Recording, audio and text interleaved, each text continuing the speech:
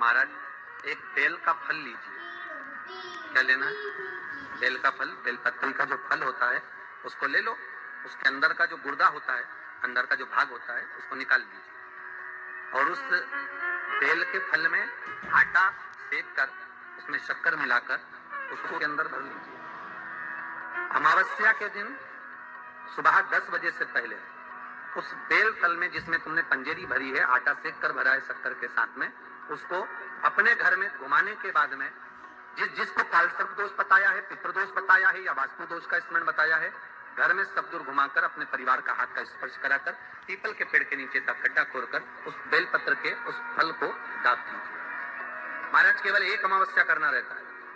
पितरों के दोष से मुक्ति मिलती है और हमारे घर के कार्य सफल होना प्रारंभ हो जाते हैं। कार्य की सफलता होती है, कार्य में सफलता प्राप्त होने लगती है। हम तो कई बार कहते हैं महाराज जी, अगर ऐसा लगे किसी औषधि को आप ले रहे हैं, मालूम पड़े कि औषधि आपको लग नहीं रही, शिव महापुराण की कथा करें, मान लो औषधि आपको नहीं लग रही, आपने औषधि बहुत दिनों से ले रहे हो, कोई दवाई, मान लो आप किसी भी दवाई को ग्रहण कर रहे हैं और वो औषधि लगी नहीं रही है, वो शरीर को लगी नहीं पा रही और आप ठीक ही नहीं हो पा रहे, 15 दिन हो गए, 8 दिन हो गए, बताओ उतना की उतना ही लेना है, उतना ही उतना अपना भरा हुआ, वही की वही लीवर, वही की वही किडनी, वही की वही स्मरण, सभी कुछ वही वही, उतना की उतना ही, बीच में ऊंचा नीचा चल रहा है पर लेवल में नहीं आ रहा, शुगर भी लेवल में नहीं आ रही, तो प्रयास करा करो महाराज। बेलपत्री के फल का जो गुर्दा है, अंदर का जो भाग है फल का, उसको पानी में गला लीजिए और प्रदोष की प्रदोष, कम से कम प्रदोष नहीं हो और बीमारी जरा दवाई लगी नहीं रही हो तो बिना प्रदोष के भी कर सकते हैं, उसको पानी में गलाइए। आधा घंटा पानी में, जैसे आपको सुबह मंदिर जाना है 10 बजे, तो सुबह स्नान कर कम से कम 6:30-7 बजे उसको पानी में गला और उस बेले के फल का गुर्दा से गला हुआ पानी शिव जी को ले जाकर समर्पित कर दीजिए महाराज। उस पानी में से थोड़ा सा 1 चम्मच पानी शिव जी पे चढ़ा हुआ लेकर आ जाइए। उस पानी को जो बीमार व्यक्ति है उसको औषधि देने से पहले मात्र आधी चम्मच से भी आधा चम्मच उसको दे दीजिए। भगवान शंकर का श्री शिवाय नमः तुभ्यम का जाप कर उस पानी को देने के बाद अगर आप औषधि देंगे तो ये पक्का है कि औषधि अपना कार्य करना प्रारंभ कर देगी और वो स्वस्थ होना प्रारंभ होगी, वो स्वस्थ हो औषधि।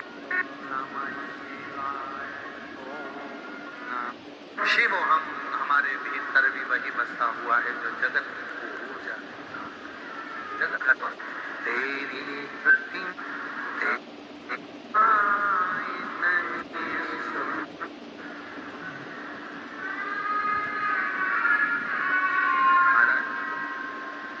दर्पण में मुंह देखो तो सोचो कि शिव है, शंकर है, भजन करना कुछ बताए हैं जहां पर अगर कोई चंदन की उंगलियां लगा देता है, 7 स्थान ऐसे हैं जहां चंदन की मात्र उंगलियां लगा देने से ही शिव पितृलोक के पितरों को मुक्ति प्रदान करके वैकुंठ लोक का निवास देते हैं। और वो 7 स्थान जो चंदन के बताए गए, पहला भगवान देवादिदेव महादेव के शिवलिंग पर चंदन का लेपन, समझ लेना जरा बहुत अच्छे से। आपको लगता है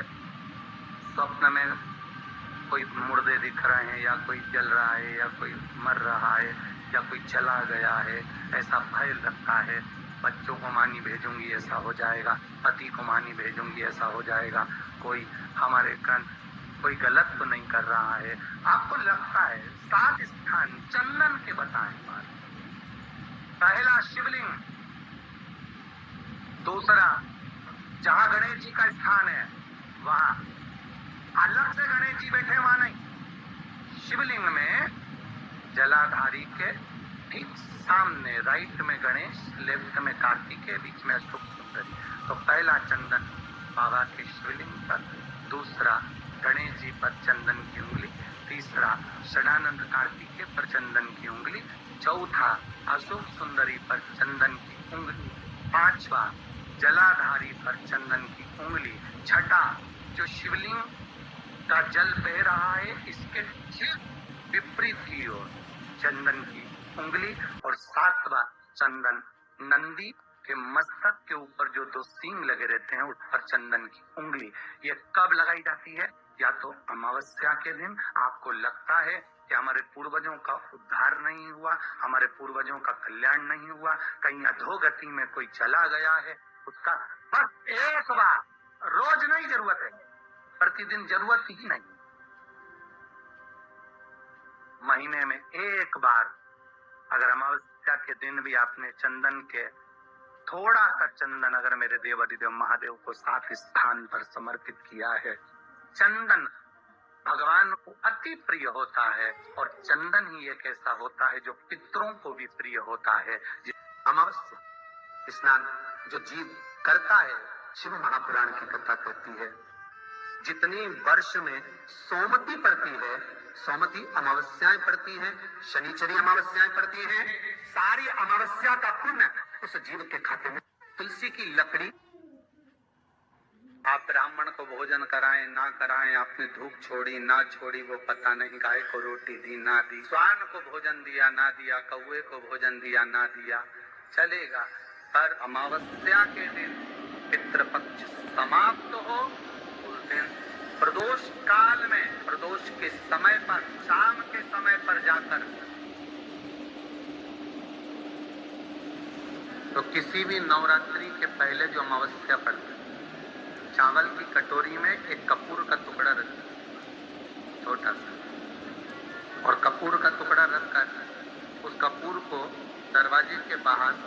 कटोरी में ही चावल, मतलब पूरा साल निकल गया और उन्होंने किसी भी दिन इस 5 लौंग और एक हरी मिर्च वाले उपाय को ना किया हो। पर माता बहनों, आपके पास उसके बाद करना, आपको इस उपाय का फल जरूर मिलेगा और इस उपाय को कर लेने से आपके घर में चाहे किसी भी प्रकार की दुख और समस्या क्यों ना चल रही हो, आपको उसका कारण भी नहीं पता है कि भाई ये समस्या किस कारण से चल रही है, उसका कुछ भी कारण हो सकता है, जैसे पितृदोष हो सकता है या किसी भी तरह का मंगल दोष भी हो सकता है। तो इस दिन आप लोगों को ये सांप को करते हैं वाला उपाय जरूर कर लेना है। ये एक ऐसा उपाय है जिस उपाय को अगर किसी विशेष दिन पर किया जाए, आपका पैसा यदि किसी ने कब्जा कर लिया और छोड़ नहीं रहा, पितरों का प्रतीक होता है, करते हुए कहा इस शीश, कटे हुए शीश का आप वट वृक्ष बना दो। बड़ का पेड़ पितरों का प्रतीक होता है, बेलपत्री का पेड़ भी पितरों का प्रतीक होता है, क्योंकि ये पितरों के वंश से जो पार्वती मैया का प्रागट्य भाव है। पीपल का वृक्ष पितरों का प्रतीक। महाराज, पीपल के पेड़ के नीचे मात्र काली तिल्ली का पानी ही डाल देने से पितृदोष का निवारण हो जाता है। किसी लड़के की, लड़की की विवाह शादी नहीं हो रहा हो, मंगल विवाह नहीं हो रहा हो, पानी के लोटे में थोड़ा सा काला तिल डालकर पीपल के पेड़ के नीचे चढ़वा दीजिए। महाराज, पितरों की शांति होती है, घर में मंगल कार्य होता है, मंगल कार्य हो जाता है, पितृदोष का निवारण होता है।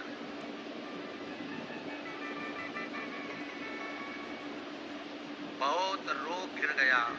ऐसा लग रहा है कि बहुत बड़ी बीमारी शरीर में आ गई है, वो मिट नहीं रही, बीमारी बहुत बड़ी है, नहीं जा रही। सरसों का फूल भगवान शंकर को चढ़ाना प्रारंभ कर दो। सरसों तो आप अपने घर के अंदर भी बो सकते हो, उसमें पीला फूल ही जाता है, शिव जी को चढ़ाना चालू कर दो, बीमारी समाप्त होना प्रारंभ। शिव को समर्पित किया गया एक एक भाग, एक एक भाग। महाराज, लगे ऐसा कि घर में शांति नहीं है, सुख लक्ष्मी तो है, परिवार भी छोटा है, पर शांति नहीं। जब देखो जब किसी ना किसी का मुंह चलता रहे, क्रोध में बोलते रहें, शब्दों के तीर चलते रहें, शांति नहीं है। प्रयास करिए, जिस समय पर ब्राह्मण को भोजन करने के लिए बिठाएं या श्राद्ध पक्ष के अंतर्गत ब्राह्मण जब घर में भोजन ग्रहण कर रहा हो, उस समय पर थोड़ा सा कोई सुगंधित पदार्थ, इत्र आदि,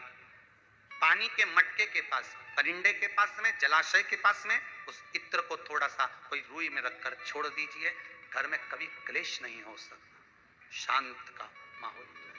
पितृ पक्ष में किया जाता है, पितृ पक्ष। और एक बात और अच्छे से ध्यान रखिएगा,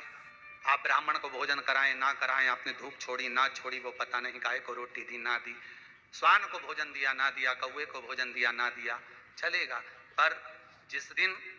अमावस्या के दिन, उस दिन प्रदोष काल में, प्रदोष के समय पर प्रदोष काल में शाम के समय पर जाकर किसी भी नदी, तालाब, बावड़ी, कुआं, कहीं ना कहीं जो आपके पास में हो, वहां पर एक घी का दिया, बत्ती का मुंह दक्षिण की ओर कर कर अवश्य जला कर जाना। सारे पितृदोष समाप्त हो जाएगा, सारा पितृदोष समाप्त। अमावस्या के दिन किसी भी जलाशय के पास में, नदी, तालाब, बावड़ी, कुआं, जो आपके शहर में, आपके गांव में, आपके नगर में हो,